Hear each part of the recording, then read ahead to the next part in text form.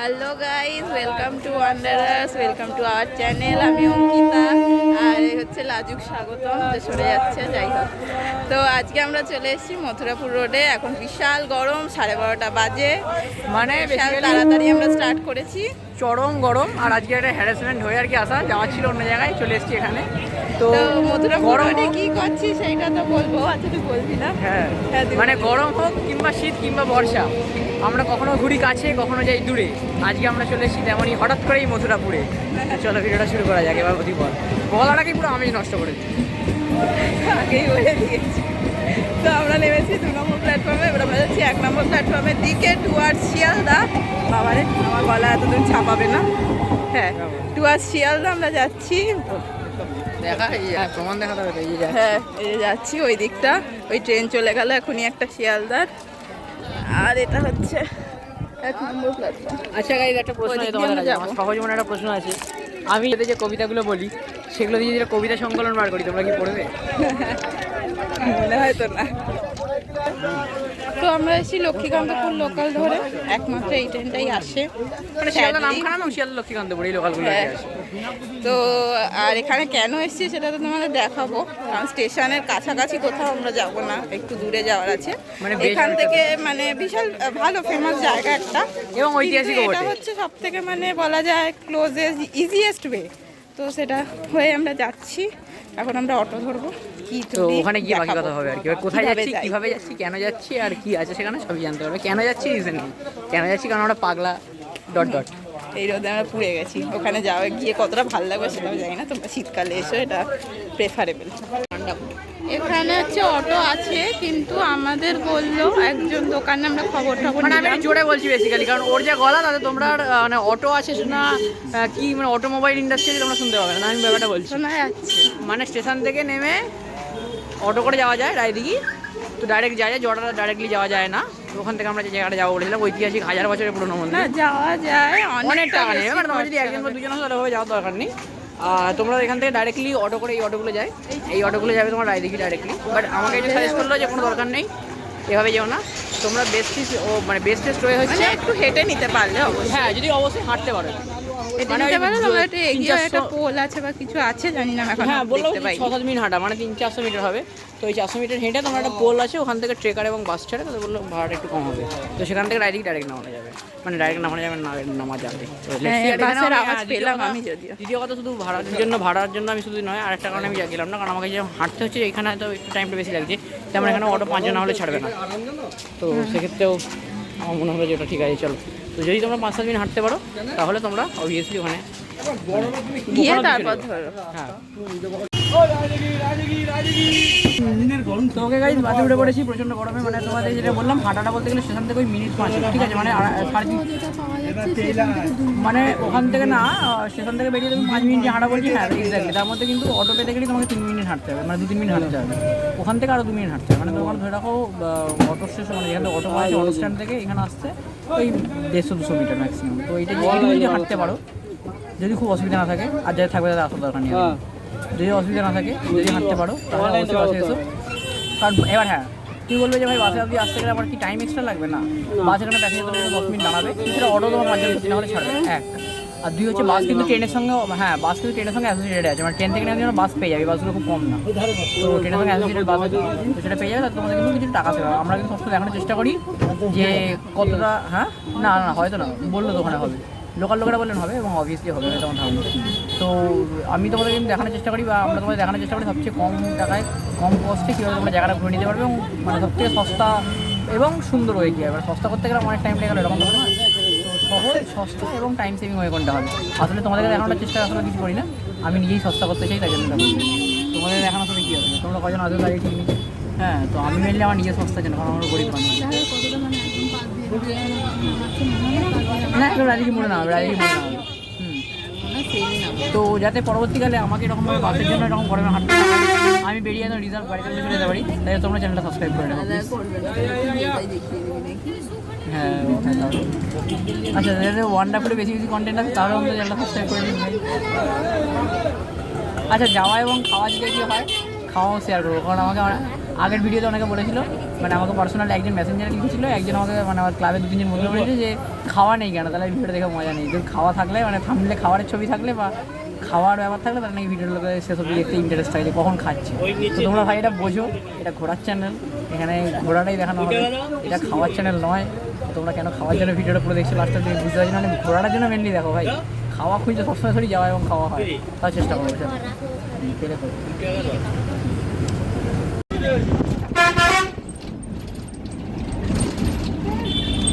এখন প্রায় 40 মিনিট পর বাসে ট্রাভেল করে অবশেষে আমরা নেমে গেছি, একদম বাস স্টপে নেমেছি। আর ভাড়া লেগেছে 30 টাকা, অটোতে ভাড়া ছিল 40 টাকা। টাইম অতটা বাঁচেনি হয়তো, কিন্তু হয়তো টাইম বলছি, টাকা অতটা বাঁচেনি, আর টাইম অনেকটাই মনে হয় কম লেগেছে, আমি জানি না। একটা মন্দির দেখে আমরা চলে এলাম এদিকটা, আমাদের যাওয়া ছিল পিছনের দিকে। কাজী বাড়ি এটাকে বলে আর কি।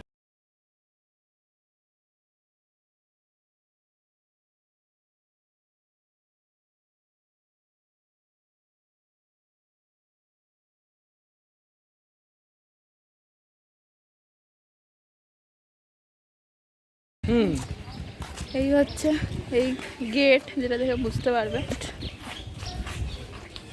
আর এখান দিয়ে আমরা হেঁটে যাচ্ছি।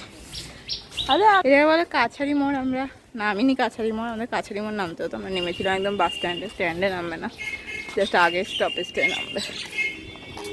বাগমুতি এইখান দিয়ে রাস্তাটা দিয়ে বললো, আমরা ফার্স্টে উল্টো দিকে চলে গেছিলাম। তো যাই হোক, এদিক থেকে কাউকে জিজ্ঞেস করলেও দেখিয়ে দেবে, এখান দিয়ে বললো যতদূর সম্ভব। একটুখানি খেটেই আমরা চলে এসেছি পার্কের সামনে। এটা হচ্ছে রায়দিঘির পার্কটা।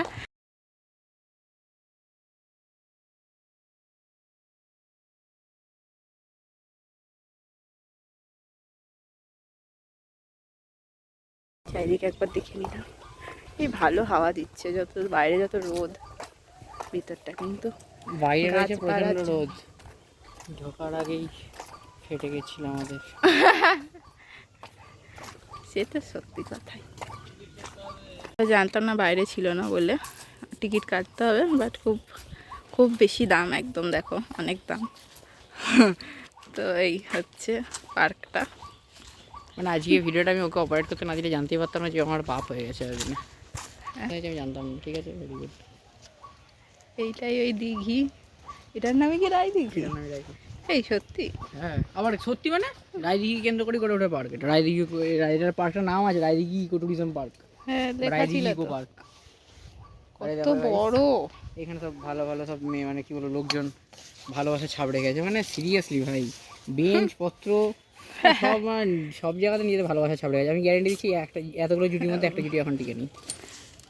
আমাদের সাথে তোমাদের জুটি টিকে আছে নাকি? 10 জন যে ভিউয়ার্স আছো তাদের জন্য। তো গাইজ, এই যে আমরা এখান দিয়ে হাঁটছি এখন। তো এইখানে দেখতে পাবে কিছুটা আগাছা জঙ্গল সেভাবে মেনটেন নয়, বাট সবুজ দেখতে পাবে, একটা ক্ষেত টাইপের। আর ওপাশে একটা মানে বড় দিঘি, যেটা আসলে রায়দিঘি।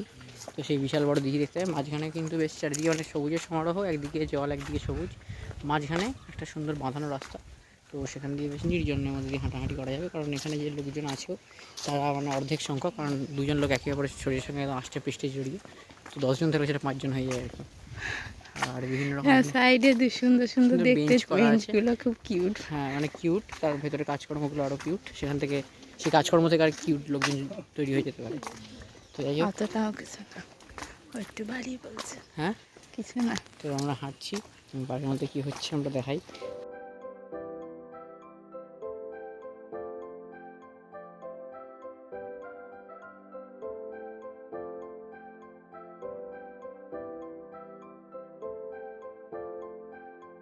এই রায়দিঘি হলো দক্ষিণ 24 পরগনার সুন্দরবন অঞ্চলের বুকে লুকিয়ে থাকা ইতিহাস, সংস্কৃতি ও আদিম প্রকৃতির এক অপূর্ব মিলনক্ষেত্র। আনুমানিক 10ম শতাব্দীতে রাজা বসন্ত রায়ের স্মৃতি বিজড়িত 33 একরের এক সুবিশাল ঐতিহাসিক দিঘির নামানুসারে এই জায়গার নামকরণ করা হয়, যা আজ পশ্চিমবঙ্গ সরকারের উদ্যোগে মিরিক লেকের আদলে এক মনোরম ইকো ট্যুরিজম পার্কে রূপান্তরিত করা হয়েছে।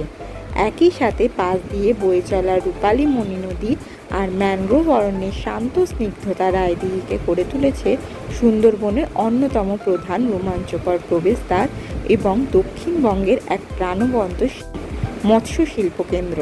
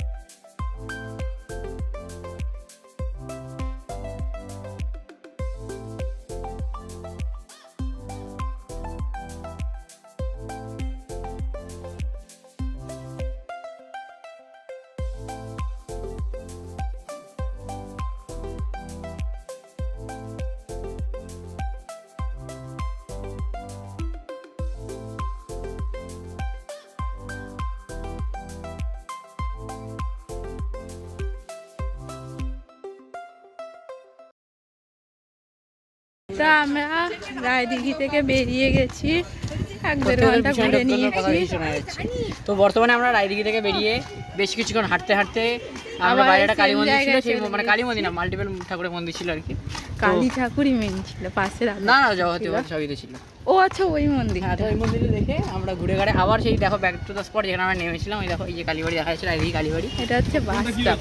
হ্যাঁ, তো ওইখান থেকে আবার এবার আমরা যাবো ওই এই উড়ালপুর রাস্তাটা বলি, ধরে এটা পুলের যাবো মুখে। একটা কোন তো ওখান পোলের থেকে আমরা ওপর জটার দিয়ে। গাড়ি পাবো, জটার দেউল যেখানে যাবো। এবার তোমাদেরকে নামটা রিভিল করলাম। সেই ঐতিহাসিক মন্দির যেটা বাংলার অন্যতম প্রাচীনতম শিব মন্দির এবং 1100 বছর, ইমাজিন 1100 বছর।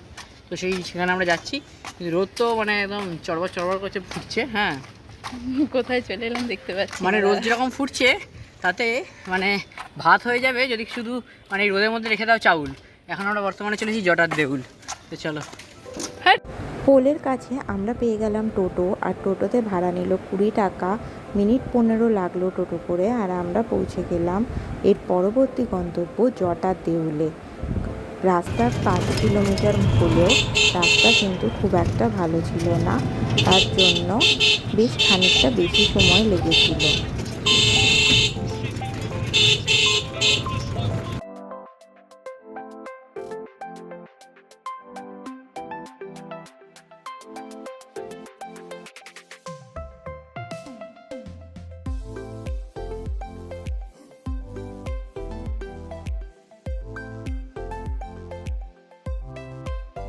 গাইস, নেমে পড়েছি বর্তমানে আমরা এই মোড়টায়, যেখানে জটার দেউলের একটা পোস্টার তোমরা দেখতে পাচ্ছ। আমি দেখিয়ে দিই হালকা করে তোমাদের।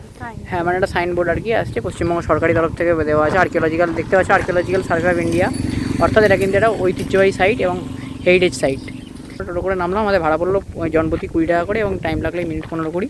তো রাস্তা কিন্তু প্রচণ্ড খারাপ, মানে সেটা হওয়াটাই খুব স্বাভাবিক। 5 কিলোমিটার রাস্তা ছিল, না না 6 কিলোমিটার। হ্যাঁ, কিন্তু রাস্তা প্রচণ্ড খারাপ, মানে একটুখানি শুরুর দিকটা ঠিক আছে, তারপর থেকে হাইওয়ে ছেড়ে দিয়ে রাস্তা এত খানাখন্দ এবং এত বাজে রাস্তা। এবং ইনফ্যাক্ট এখানে আমাকে 2 মিনিট হাঁটতে হবে। হাঁটাটাও যে এতটা রাস্তা বাজে, মানে শরীর কিন্তু পুরো অবস্থা খারাপ হয়ে যাবে। বয়স্ক মানুষের প্রচণ্ড কষ্ট হবে, তার একটাই কারণ রোদ্দও আছে। কিন্তু যখন স্মুথের মধ্যে দিয়ে হাঁটছিলাম, নর্মাল রাস্তা ছিল, ভালো রাস্তা ঠিক আছে, মেন রোড, কিন্তু একটু গ্রামের দিকে ঢুকতে কিন্তু যাচ্ছে তাই রাস্তা, মানে সেটা কিছু আর কি, মানে আমরা সবাই জানি যে বর্তমান 15 বছর কীরকম লেভেলে চুরি দুর্নীতি হয়েছে, তো তার ফলে সমস্তটা ঝেড়ে দিয়ে একদম মানে খানাখন্দ রাজ্যের মতনই অবস্থা করে ছেড়েছে রাস্তার। তো যাই হোক, আমরা আপাতত যেমন দেখাচ্ছি যে গরমের মধ্যে ঘরে বসে মাথায় কীভাবে ঘোরাঘুরি একটা মানে আলাদা লেভেলের একটা পাগলামি স্ট্যান্ডার্ড সেট করছি, তো সেরকম একটা স্ট্যান্ডার্ড চুরিতেও সেট করে গেছে বর্তমান সরকার। তাদের আমার কিছু ভয় নেই, এটা অন রেকর্ড বলছি যে চোরটা তো অভিষেকের পিসিটা। যাই হোক, চলো ব্যাক টু ভিডিও। তো যাওয়া যাক আপাতত জটার দেউলে, আবার একটা খারাপ রাস্তা দিয়ে। চলো, এই দেখো, দেখতে পাচ্ছ এখান থেকে সামনে দেখতে পাচ্ছি, সামনে জটার দেউল দেখা যাচ্ছে। হ্যাঁ, মানে জটার দেউল সেটা প্রকৃতি সৌন্দর্য আর কি, মানে এটা আরও সুন্দর হতে পারতো যদি মানে একদম কলকাতার হাইওয়ের মতো যদি পিসি ভাইপো কিছু খাওয়া দাওয়া মানে একটু কম খেতো আর কি, মানে ভাইপো কম খেলেই আরও সৌন্দর্য বাড়তে পারতো। যাই হোক, ভাইপোর পেট ভরাতে গিয়ে সৌন্দর্য মানে যাচ্ছে তাই হয়ে গেছে। আগামীটা আশা করবো আলিপুরে কাটবে। তো যাই হোক, দেখতে পাচ্ছি এই দেখো জটা। তো চলো আমি আরেকটু কাছে গিয়ে ভিডিও দেখাচ্ছি। ওই দেখো, পশ্চিমবঙ্গের অন্যতম প্রাচীনতম শিব মন্দির এবং উচ্চতম তো বটেই, মানে ওই জটায় উঠে গেলে কিন্তু ওখান থেকে হাত বাড়ালে তুমি মানে হাত বাড়ালে বন্ধু না পাও, ফ্লাইট পেয়ে যাবে। এখানকার লোকজন অনেক সময় এভাবে ওঠে শুনেছি, হয়তো মানে ওদের আর এয়ারপোর্ট যাওয়ার প্রয়োজন পড়ে না, এখানেই উঠে যায়, হাত ফাত দেখিয়ে উঠে যায়। চলো, এই দেখো চারপাশে সবুজের সমারোহ। চলো এবার জটা দেউলিকে সরাসরি কথা হচ্ছে তোমার সাথে। হ্যাঁ।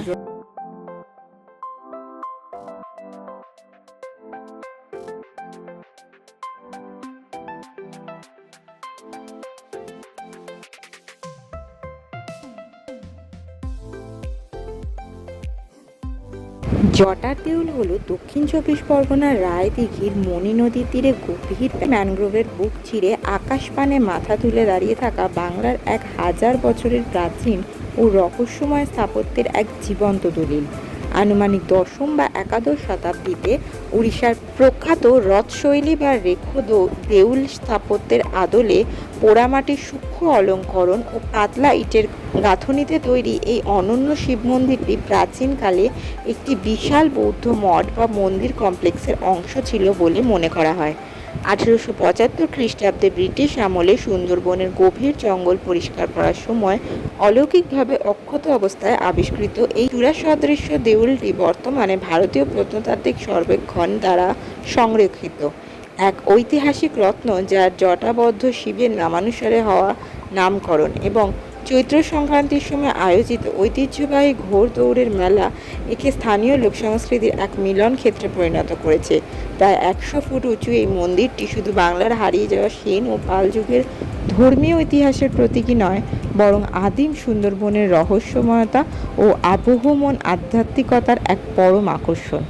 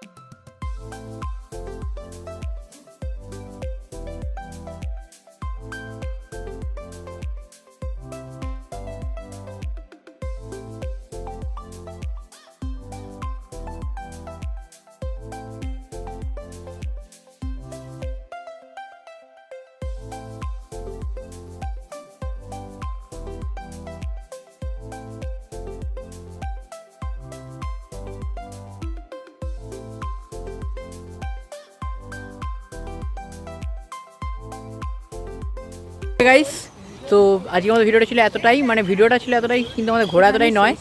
হ্যাঁ, আপাতত এখানে শেষ, এই ভিডিওটা এখানে শেষ, এখানকার ঘোরাঘুরি এতটা শেষ, কারণ এখানের মধ্যে আর আপাতত আশেপাশে জিজ্ঞাসা করেছিলাম সেরকম কিছু নেই, তো যেটুকু যা পেয়েছিলাম দেখালাম তোমাদেরকে। এরপর আমাদের ভিডিও থাকবে, এরপর মানে আমরা একটা জায়গায় যাবো, কোথায় যাবো কী যাবো মানে আশেপাশেই, মানে আশেপাশে খুব কাছে না, বাট এই রিলেটেডই কোথায় যাবো কী যাবো সেটা শর্টসে আসবে, এই চ্যানেলেই আসবে, খুব তাড়াতাড়ি আসবে। এর আগে না পরে সেটা আমি জানি না, কারণ আমি নিজে জানি না এটা কখন পোস্ট হবে। তো আশা করবো এই আশেপাশেই পোস্ট করবেন ম্যাডাম। তো সেখানে যাবো, সেটা একটা ঐতিহাসিক জায়গা এবং সেখানে একটা উৎসব চলছে, সেটা সমস্ত কিছু শর্টসের মাধ্যমে শেয়ার হবে। এই ভিডিওতে ঢোকাচ্ছি না, তো ওই ভিডিওটা অবশ্যই দেখো। যদি এই ভিডিওটা ভালো লেগে থাকে তাহলে লাইক কমেন্ট শেয়ার, আর চ্যানেল নতুন হলে চ্যানেলটা সাবস্ক্রাইব করে দিও, কারণ অনেক ঐতিহাসিক জায়গা ঘুরে বেড়াই এবং এই গরমে মানে 42-43 ডিগ্রি গরমে ঘুরে বেড়াচ্ছি তোমাদের জন্য নয়, নিজের জন্য, কারণ আমি ঘুরতে ভালোবাসি। এসব ফালতু কথা বলে লাভ নেই যে তোমাদের জন্য ঘুরে বেড়াচ্ছি, তোমাদের জন্য আমি কেন ঘুরতে যাবো, আমি নিজেই ঘুরছি।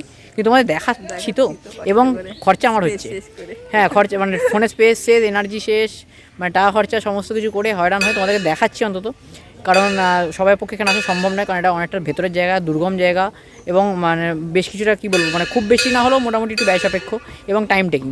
তো যাই হোক, ভিডিওটা ছিল আজকে আমাদের এতটাই। ভিডিওটা ভালো লাগে লাইক কমেন্ট শেয়ার, চ্যানেলটা সাবস্ক্রাইব করে দিও। দেখা হচ্ছে নতুন কোনো ভিডিওতে, নতুন কোনো ফ্রেশ ব্লগে, নতুন কোনো জায়গার সন্ধান নিয়ে এবং সেখানকার কোনো ইতিহাস বা উৎসব নিয়ে খুব তাড়াতাড়ি তোমাদের সাথে আবার কোনো ভিডিওতে। ততদিন জন্য ভালো থেকো, সুস্থ থাকো এবং ঘুরতে থাকো।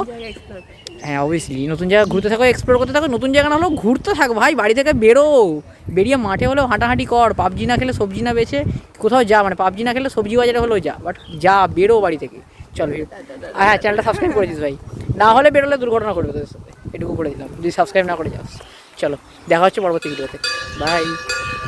হর হর মহাদেব।